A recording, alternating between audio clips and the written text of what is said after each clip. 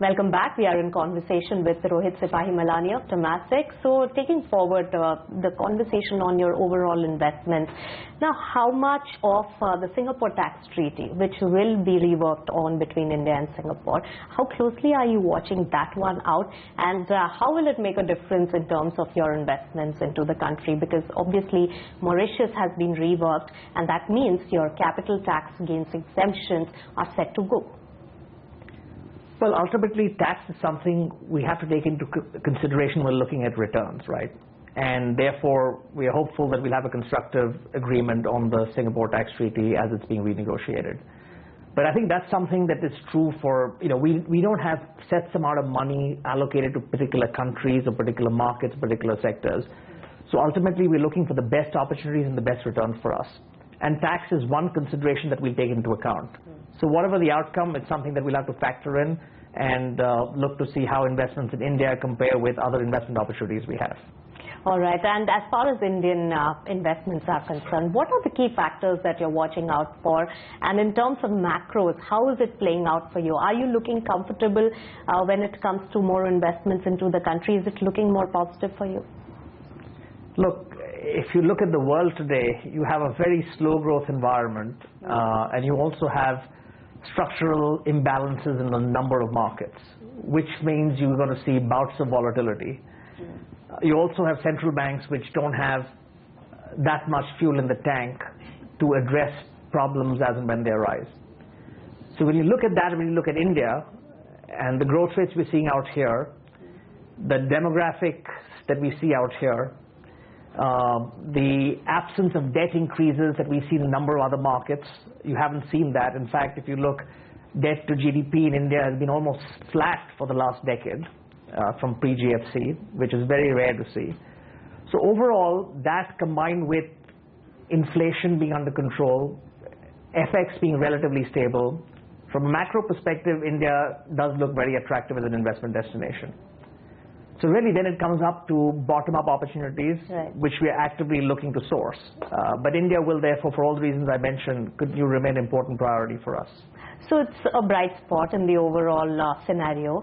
But are there any few challenges and factors which could really dampen the spirit of investors really coming into the country?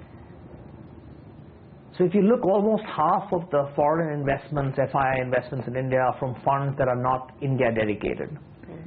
So if there is a risk-off environment because of things that happen elsewhere in the world, you may see outflows of money from India. And that will have an impact on the markets. It could have an impact on currency.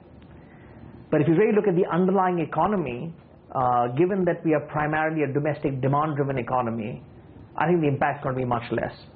So yes, depending on global events, you could see impact on short-term value in the markets. You could see an impact on the currency. But the fundamentals we are reasonably comfortable with. I think the key issue we have waiting to see is a recovery in private sector capex, which is going to take time. And it's good to see that we're having some step up in public sector capex in the meantime to fill the gap. So look, I think the key issue here is going to be a recovery in corporate earnings, which we're all tracking quite closely. In terms of global events, do you think Brexit will have a huge impact on the global way the things are working and the economics? So the UK itself is only about 4% of global GDP. So what happens there is not really likely to have a major impact on the global economy. So first order impact, limited. I think the key thing to watch is if you see a rise in Euroscepticism in other parts of Europe, if we see other countries in Europe wanting to leave the EU, then that creates an issue of confidence and therefore a slowdown in growth in the rest of Europe. Now, Europe's over 20% of the world economy. Then that obviously will have an impact. That's not our base case. So, to answer your question, Brexit in itself is not going to have a major impact on the global economy. We'll have to see how things play out in Europe over the next year or two to see whether that extends to issues elsewhere which could have a bigger impact on the global economy. You've been talking about value buying all throughout. Could you give us 3 data points that you watch out for in a company before investing, the most important ones? Well, I guess the most important is that we have to be comfortable with the management of the company and the promoters of the company. because they are going to be our partners, and without that, it's sort of, there's no point making an investment. So that's probably number one. Number two is obviously we do look to see whether it sort of fits with our investment themes on areas that we see for long-term growth, and whether this fits the profile.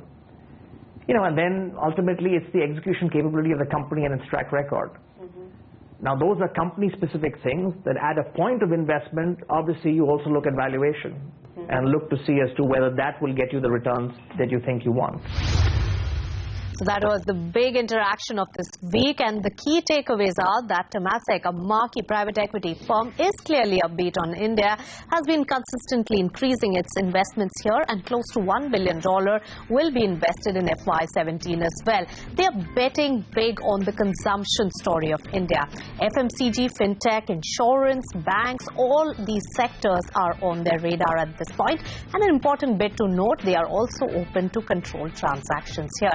I would say they haven't done many deals in the last 1 year, so maybe they will be more active in this year. So we'll keep a close watch on Temasek and its investment as well in the country. Well, with that, it's time to wrap this edition of Big Deal. Happy deal making to all of you.